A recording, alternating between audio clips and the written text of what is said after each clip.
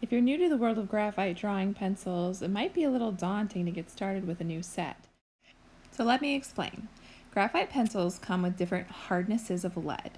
You have really soft lead, which creates darker values, and you have really hard lead that creates lighter values.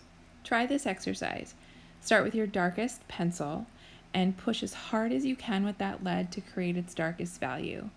Then underneath that, create a value scale that gradually shifts from the darkest value that pencil can give you to its lightest value. You do that by pressing really hard to get the darkest value, and you lighten your pressure on the pencil as you gradually shift to the lighter values. Your B pencils are softer, so they should give you darker values overall. The H pencils are lighter and should give you lighter values overall. I also suggest this exercise so you can get a feel of how the pencils feel on the paper.